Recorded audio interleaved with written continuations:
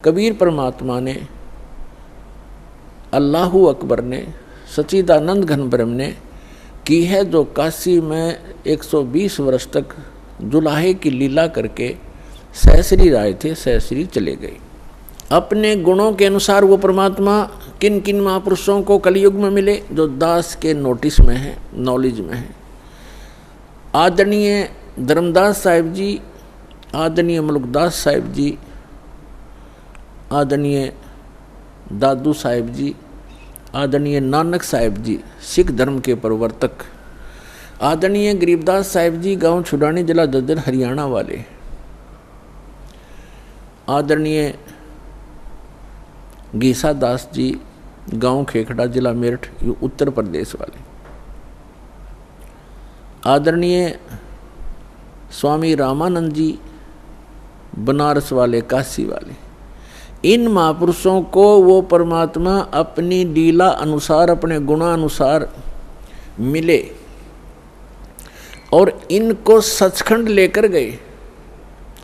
धर्मदास जी को जब सचखंड लेकर गए 3 दिन तक वो अचेत रहे, 3 दिन और 3 रात। ऐसे ही मुल्कदास जी को लेकर गए, वो भी 3 दिन तक अचेत रहे। ऐसे ही नानक जी को लेकर गए, सिख धर्म के प्रवर्तक को, 3 दिन तक वो लापता रहे। उनका शरीर कहीं जंगल में रख दिया, उनकी आत्मा को लेकर परमात्मा सचखंड गए। तीसरे दिन उनको वापस छोड़ा। वहाँ के उपस्थित व्यक्तियों ने सोच लिया था कि ये बेई नदी के अंदर जल में डूब गए हैं नानक जी, क्योंकि डुबकी लगाकर पानी से बाहर नहीं आए थे, स्नान करने के लिए डुबकी लगाई थी, वहाँ से अंतर्ध्यान हो गए थे। इसी प्रकार आदरणीय दादू साहिब जी को परमात्मा लेकर गए थे, 3 दिन तक वो भी अचेत रहे थे, 3 दिन 3 रात। और तीसरे दिन फिर आकर के परमात्मा ने उनकी आत्मा वापस डाल दी थी, वो सचेत हो गए थे। उसके बाद आदरणीय गरीबदास साहिब जी को भी परमात्मा दिन के 10 बजे मिले थे, खेतों में जंगल में गौ चरा रहे थे वहाँ पर, तो वहाँ से लेकर गए थे और उनको उसी दिन शाम को देर रात तक वापस छोड़ दिया था। उनको मृत जान करके चिता पर रख दिया गया था। चिता प्रज्वलित करने से पहले ही परमात्मा ने उनकी आत्मा को प्रवेश कर दिया बॉडी में और एकदम वो खड़े हो गए। इसी प्रकार आदरणीय गीसा दास साहिब जी भी 3 दिन और 3 रात तक ऐसे ही अचेत रहे थे और तीसरे दिन परमात्मा ने उनकी आत्मा को छोड़ा था। तो इसी प्रकार रामानंद जी भी कुछ घंटों तक ही परमात्मा के साथ ऊपर रहे थे, 5-6 घंटा, और फिर उनकी आत्मा को जो वापस छोड़ा तो वो परमात्मा के गवाह बने, साक्षी बने। तो पुण्यात्माओं, उनमें से आदरणीय गरीबदास साहिब जी गांव छुड़ानी जिला झज्जर वाले, इनको परमेश्वर ने अपना यथार्थ ज्ञान पुनः दिया।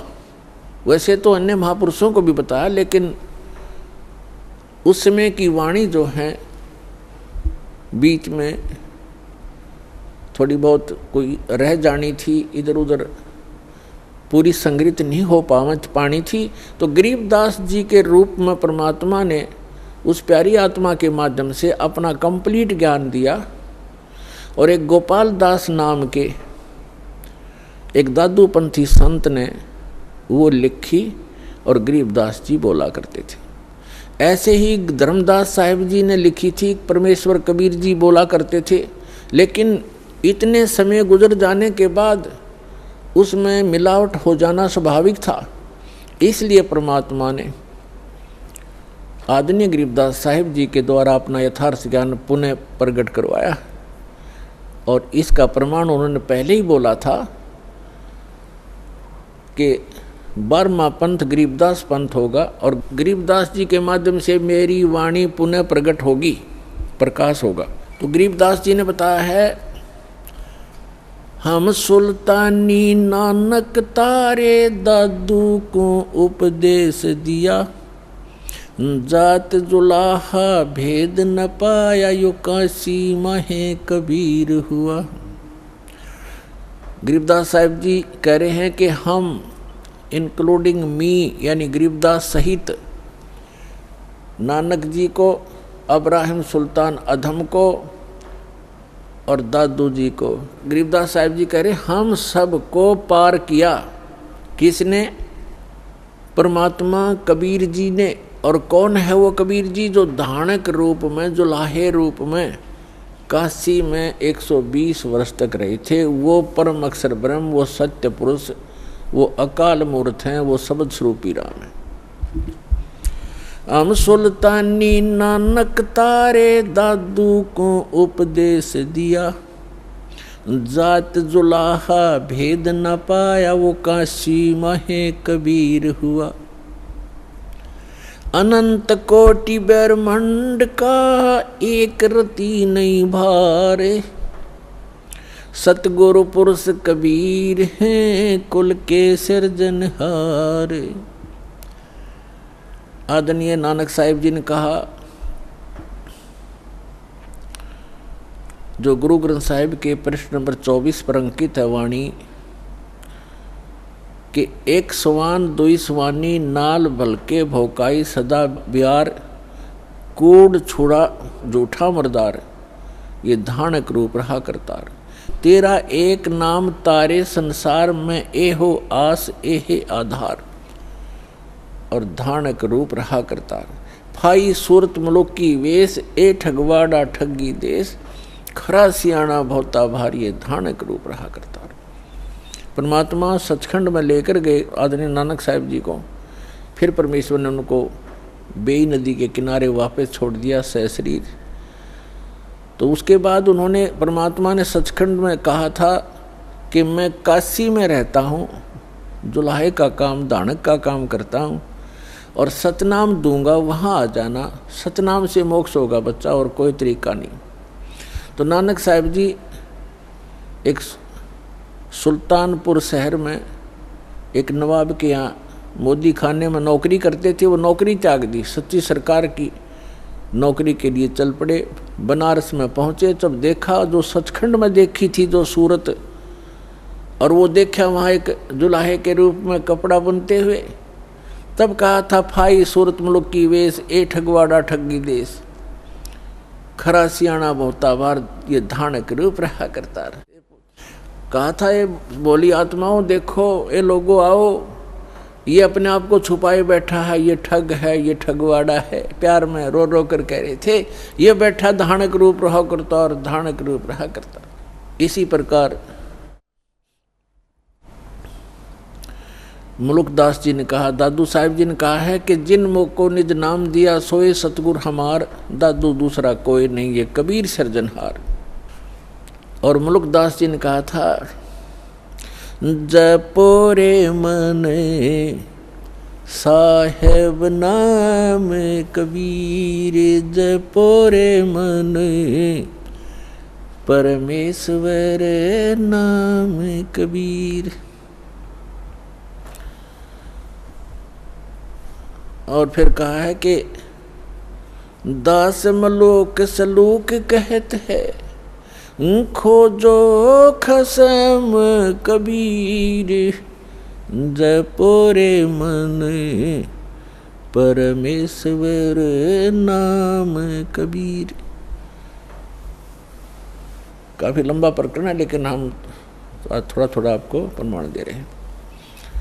और आदरणीय धर्मदास जी ने कहा है, आज मोहे दर्शन दियो जी कबीर, आज मोहे दर्शन दियो जी कबीर, सतलोक से चल कर आए, सतलोक से चल कर आए, काटन काल की जंजीर, आज मोहे दर्शन दियो जी कबीर, आज मोहे दियो जी कबीर। तो ऐसे इन महापुरुषों ने परमात्मा के गुणगान किए। और गरीबदास साहिब जी कहते हैं, अनंत कोट ब्रह्मांड का एक रति नहीं भार, और सतगुरु पुरुष कबीर हैं ये कुल के सृजनार। गरीबदास साहिब जी ने अपनी अमृतवाणी में परमात्मा की महिमा और हमें जो भगवान ने यहाँ क्रिया करने के संकेत दिए हैं, आदेश दिए हैं, वो वर्णन किया है, सुनाते हैं। क्या बताते हैं? कस्तूरी नाम कबीर है, ये बिन छेड़े मैं कंत।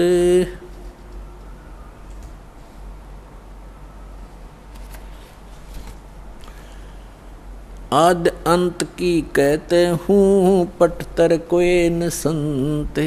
गरीबदास जी कह रहे हैं कि कस्तूरी नाम कबीर है, बिन छेड़े महकंत, और आद अंत की कहते हूँ, पटतर कोई न संत। कि जैसे कस्तूरी को चाहे कोई छुओ या ना छुओ, उसमें से प्रॉपर महक आती ही रहती है अपने आप ही। यानी परमात्मा कबीर जी की शक्ति अपने आप झलकती रहती है। जो संत उससे जुड़ जाता है, जो भक्त उससे जुड़ जाता है परमात्मा से, तो वो पल पल साथ रहता है और आभास कराते हैं परमात्मा कि मैं साथ हूँ बच्चे। और वो भक्त फिर पल पल में परमात्मा से मिलने वाले लाभ को महसूस करता है।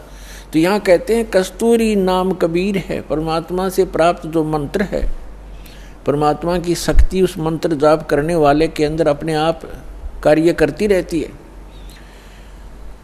और बिन छेड़े महकंत, आद अंत की कहते हूँ, पटतर कोई न संत। गरीबदास जी कहते हैं शुरू से और अंत तक बताता हूँ कि इस परमेश्वर कबीर जी के बराबर कोई संत भी नहीं है, भगवान भी नहीं है, समर्थ है। चिदानंद चंदन कला अवगत लहर उठंत, और झिन आकार अजोख पद तिरकुटी में दिखंत। तिरकुटी भिरकुटी मेट दे, घट के घाट अनंत, और घटमट से न्यारा रहे जाका आदि न अंत। अब क्या बताते हैं कि जो तुम इस बॉडी में परमात्मा को देखने की चेष्टा करते हो, इसके अंदर परमात्मा का केवल प्रतिबिंब ही देख सकोगे। वो परमात्मा जहाँ रहता है वो स्थान भिन्न है, वहाँ जाने की विधि भी उस सूक्ष्म वेद में वर्णित है, अन्य किसी ग्रंथ में नहीं है।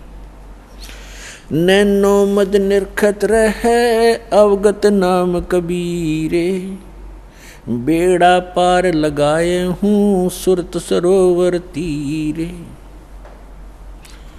दो नैनों बिच कमल है उजल हिरंबर धामे, शेष शेष पुन रटत हैं जिन्होंने पाया वो राम।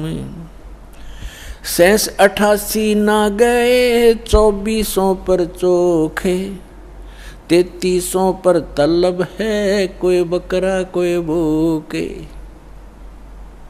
शेष 88 ना गए 2400 पर चोखे, 3300 पर तलब है कोई बकरा कोई भूखे। अब क्या बताते हैं परमात्मा?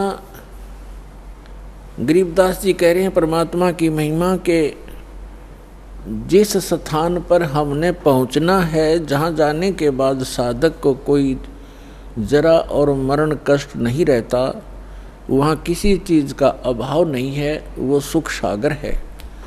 वहाँ जाने की जो साधना है वो या तो परमात्मा स्वयं आकर बताते हैं या उन महापुरुषों को प्राप्त थी, जिनके विषय में दास ने अभी आपके सामने उनके शुभ नाम बताए। लेकिन उन महापुरुषों को हमने महत्व नहीं दिया। उस समय जिस समय वो प्रगट थे, उनके जाने के बाद भले ही हम ढेर सारे अनुयायी भी बन गए, लेकिन जो रहस्य उन छुपा गए वो अपने अमृतवाणियों में अब एफिडेविट बना गए, लिख गए, उनको वो खुद ही समझ सकते हैं, उसमें कोड वर्ड होते हैं। उसके बाद उनके जाने के बाद बहुत ज़्यादा अनुयायी भी बन गए, लेकिन उनके उन संकेतों को नहीं समझ सके। उन महापुरुषों ने क्या कहना चाहा था समाज ने स्वीकार किया नहीं। देख सकते हैं आप आदरणीय नानक साहिब जी के उसमें कितने अनुयायी थे जब वो वर्तमान में थे, बहुत ही नाम मात्र थे। उनके जाने के बाद आप देख रहे थे करोड़ों की संख्या में शिष्य बन गए। अब वो उस समय अगर वर्तमान थे, उस समय कोई पूछने वाला ढंग से उनसे अर्ज करते तो वो रहस्य बता देते, लेकिन उस समय हम उनकी कीमत को समझ नहीं सके। ऐसे ही कबीर परमेश्वर आए थे, उस समय लोगों ने परमात्मा को समझा नहीं, वहाँ की जनता ने, तो वो परमात्मा अपना कोड वर्ड लिख कर चले गए। ऐसे ही गरीबदास साहिब जी को, मुल्कदास साहिब जी को, दादू साहिब जी को मिले, उस समय उनकी कोई किसी ना पूछ नहीं की, मैं तो नहीं दिया, जिस कारण से वो अपने कोड वर्ड छुपा कर चले गए। अब उन सभी सांकेतिक शब्दों को, उन अद्भुत रहस्यों को उजागर करने की बुद्धि इस दास को दी कबीर भगवान ने। तो सभी सदग्रंथों की, सभी महापुरुषों के को जो शुभ संकेत हैं और रहस्य में संकेत है, उनको बताने के लिए इस दास पर मेहर करी है, और वो आपको अब रूबरू कर रहा है, इसका लाभ उठाओ। अब क्या बताते हैं कि जो ज्ञान परमात्मा स्वयं आकर बताता है वो है मूल ज्ञान, तत्व ज्ञान, और उसको ना समझकर ये 88,000 ऋषि कहते शेष 88 ही ना गए और 2400 पर चौखे। 88,000 ऋषि माने जाते हैं सनातन धर्म के अनुसार, और 24 अवतार माने जाते हैं, 25वां अभी आना शेष है। तो ये बता रहे हैं कि आप बात करते हो अपनी इन साधनाओं से पार होने की, वो 88,000 ऋषि नहीं पहुंचे, और ये 24 अवतार भी उस स्थान को प्राप्त नहीं कर सके, और 33 करोड़ देवता माने जाते हैं। कहते 3300 पर तलब है, कोई बकरा कोई बोक है। सुर नर मुनिजन 33 करोड़ी, बंदे सभी नरंजन डोरी। ये 33 करोड़ देवता ये सब काल की डोर से बंधे हुए हैं, इनको यथार्थ ज्ञान नहीं। अपनात्मा अब यहाँ एक बहुत बड़ा जो है, बहुत बड़ी शंका पैदा हो जाती है भक्त को कि 88,000 ऋषि ऐसे महापुरुष कहलाते हैं और वो भी पार नहीं हुए। तो पुण्यात्माओं, ये कहने से नहीं, परमाणु से सिद्ध होगा कि न तो ब्रह्मा विष्णु महेश को ज्ञान था, और ऋषियों को तो होगा कहाँ, क्योंकि ब्रह्मा जी से ही ज्ञान प्राप्त है इनको। अब एक शब्द दास ने परमात्मा की अमर वाणी से, गरीबदास जी की वाणी से बोला है कि शेष 88 नहीं गए और 2400 पर चौक, 3300 पर तलब है, कोई बकरा कोई बोक। यानी 33 करोड़ देवता, 88,000 ऋषि, 24 अवतार जो अभी तक आ चुके, ये मोक्ष प्राप्ति नहीं कर सके।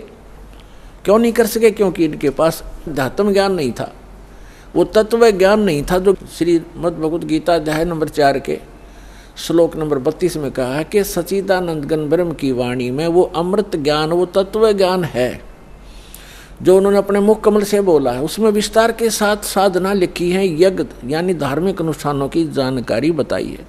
उसको जानने के बाद मोक्ष प्राप्ति होगी। चौथे अध्याय के 34वें श्लोक में गीता ज्ञानदाता कहता है कि अर्जुन, उस तत्व ज्ञान को जो सच्चिदानंद घन ब्रह्म की वाणी में लिखा है, उस तत्व ज्ञान को तू तत्वदर्शी संतों से जाकर समझ, उनको दंडोत प्रणाम करने से, कपट छोड़कर सरलतापूर्वक प्रश्न करने से वो तत्वदर्शी संत तुझे उस तत्व ज्ञान का उपदेश करेंगे। तो इससे सिद्ध है कि गीता ज्ञान दाता भी उस तत्व ज्ञान से अपरिचित है, और तत्व ज्ञान से अपरिचित है तो मोक्ष कहाँ से होगा उनका? तो ये अंडरस्टूड है पुण्यात्माओं कि अभी तक इन ऋषि महर्षियों और इन देवताओं को कख भी पता नहीं था अध्यात्म मार्ग का, केवल दृढ़ होते रहे, सिद्धियां प्राप्त कर लेते, आकाश में उड़ जाने की, पृथ्वी के ऊपर चलने की, सागर को पी जाने की, ये तो अपना जीवन नाश करने के एक चमत्कार हैं। और मोक्ष प्राप्ति के लिए वो मंत्र जो उसका आधार है वो इनको प्राप्त नहीं हुआ। आप सुन रहे थे जगत गुरु तत्वदर्शी संत रामपाल जी महाराज जी के मंगल प्रवचन। अधिक जानकारी के लिए विजिट कीजिए हमारी वेबसाइट www.jagatgururampalji.org। संत रामपाल जी महाराज जी के शुभ आशीर्वाद से पूरे विश्व भर में 500 से भी ज्यादा नाम दीक्षा केंद्र हैं, जिन पर संत रामपाल जी महाराज जी द्वारा ऑनलाइन निशुल्क नाम दीक्षा दी जा रही है। अपने नजदीकी नाम दीक्षा केंद्र का पता करने के लिए संपर्क करें 8222880541।